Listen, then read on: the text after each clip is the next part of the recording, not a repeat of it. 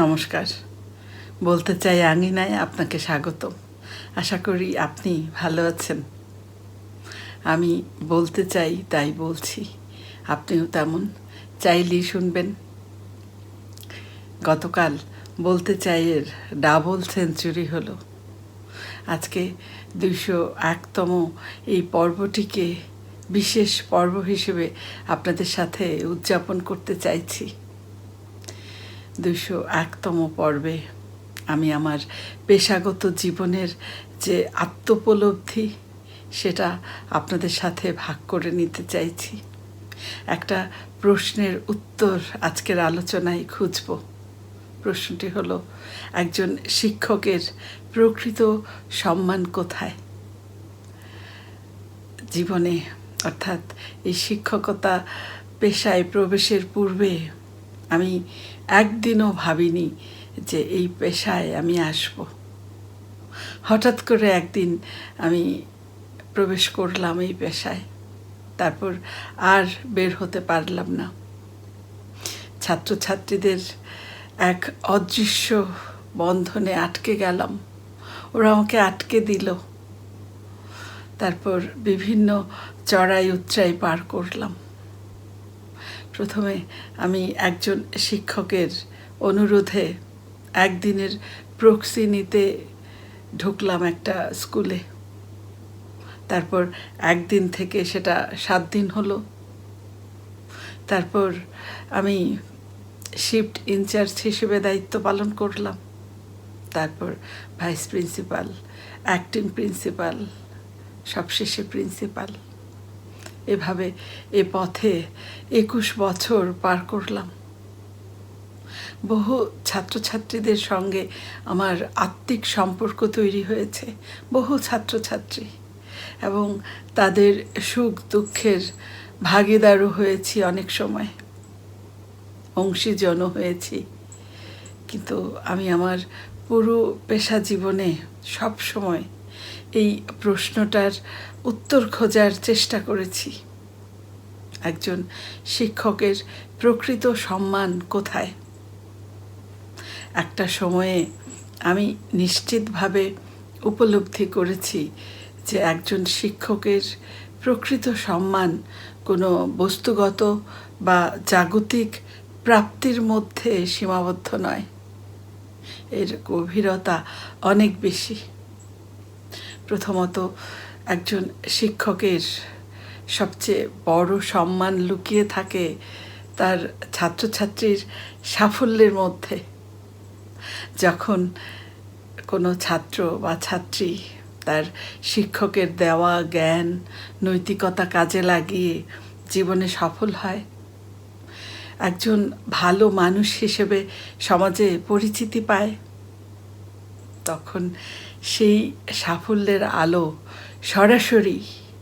সরাসরি একজন শিক্ষকের মুখ উজ্জ্বল করে, এবং দূর থেকে দেখা সেই ছাত্রছাত্রীর সাফল্যই একজন শিক্ষকের কাছে সবচেয়ে বড় পুরস্কার। দ্বিতীয়ত, একজন শিক্ষকের প্রকৃত সম্মান এটা লুকিয়ে থাকে তার ছাত্রছাত্রীর অন্তরে।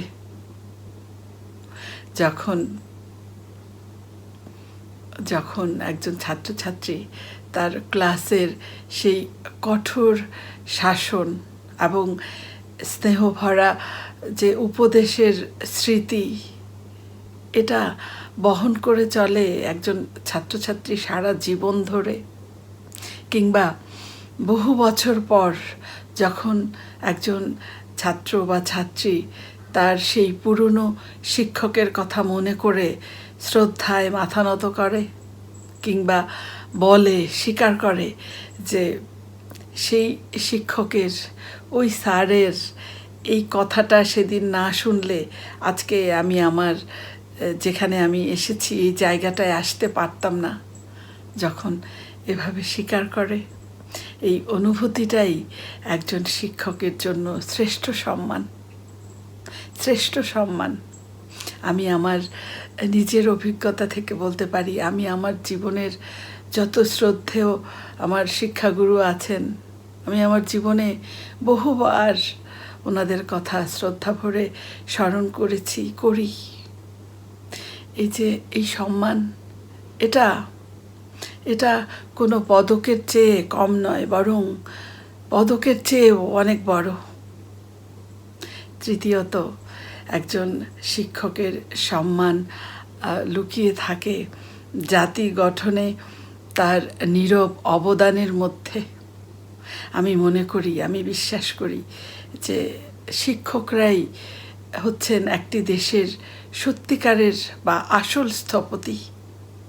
শিক্ষকরাই হচ্ছেন একটি দেশের আসল স্থপতি, কারণ তারা শুধুমাত্র জ্ঞান দান করেন না, তারা চরিত্র গঠন করেন, তারা স্বপ্ন দেখাতে শেখান এবং তারা মূল্যবোধ তৈরি করেন এবং তাদের হাতেই একটা দেশের ডাক্তার, ইঞ্জিনিয়ার, বিজ্ঞানী, শিল্পী এবং নানা পেশাজীবী মানুষ তৈরি হয়, গড়ে ওঠে। একটি উন্নত ও আলোকিত সমাজ বিনির্মাণে একজন শিক্ষকের নীরব ভূমিকাই একজন শিক্ষককে সর্বোচ্চ সম্মানের আসনে বসায়। চতুর্থত, একজন শিক্ষকের সম্মান তার আত্মত্যাগের মধ্যে নিহিত। যখন একজন শিক্ষক তার নিজের জ্ঞানকে প্রতিনিয়ত শানিত করেন অন্যের জীবনকে আলোকিত করার জন্যে প্রতিনিয়ত নিজের জ্ঞানকে শানিত করেন, এজন্য প্রথমে তিনি নিজে প্রদীপ হন, তারপর সেই প্রদীপের আলো ছড়িয়ে দেন শিক্ষার্থীদের মধ্যে। এই যে শিক্ষকের এই ত্যাগ, এই সমর্পণ, এটাই সমাজে শিক্ষককে সর্বোচ্চ সম্মানের আসনে বসান। মূলত এই যে শিক্ষকের সম্মান,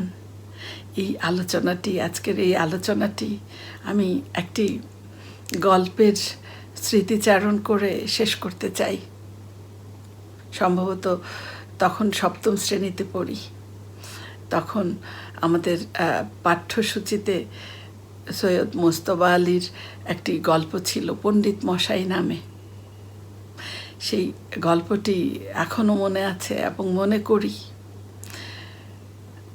সেখানে পণ্ডিত মশাই তার ছাত্রছাত্রীর কাছে একটি প্রশ্ন ছুড়ে দিয়েছিলেন। তিনি বলছিলেন যে লাট সাহেবের 3 পায়ের কুকুরের মাসিক খরচ, কুকুরের পেছনে মাসিক খরচ 75 টাকা, আর পণ্ডিত মশাইয়ের 8 জনের পরিবারের পেছনে খরচ হয় 25 টাকা। তিনি ছাত্রছাত্রীদের বলেছিলেন একটি অঙ্ক করে বলতে, যে তার পরিবারের সম্মান বা তার পরিবার আর কুকুরের পায়ের যে মূল্যমান, সেটা অঙ্ক করে নির্ধারণ করতে বলেছিলেন ছাত্রছাত্রীদের। সেই গল্পটা শোনার পর সেদিন খুব কষ্ট পেয়েছিলাম। তারপর বড় হয়েও এর বাস্তবতা উপলব্ধি করেছি। আমি একজন শিক্ষকের দাবি দাওয়া, চাওয়া পাওয়া, আন্দোলন, এই সব কিছুর মধ্যে ঢুকতে চাইছি না। আমি এসব কিছু বলতে চাইছি না। আমি শুধু একটি কথাই বলতে চাই, যে দেশে শিক্ষকের সম্মান, শিক্ষাগুরুর সম্মান যত বেশি, সে দেশ তত বেশি উন্নত। আমরা উন্নত বিশ্বের দিকে তাকালেই এটা বুঝতে পারি। আমি একটি প্রত্যাশা রেখে শেষ করতে চাই। আমি বিশ্বাস করি একদিন আমরাও সেই উন্নতির পথেই হাঁটব।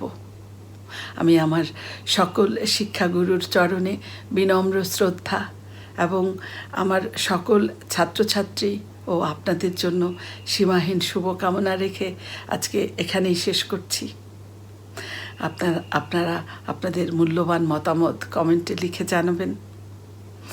আপনারা বলতে চাইকে সমৃদ্ধ করার জন্য সাবস্ক্রাইব করে বলতে চাইয়ের পাশে থাকবেন।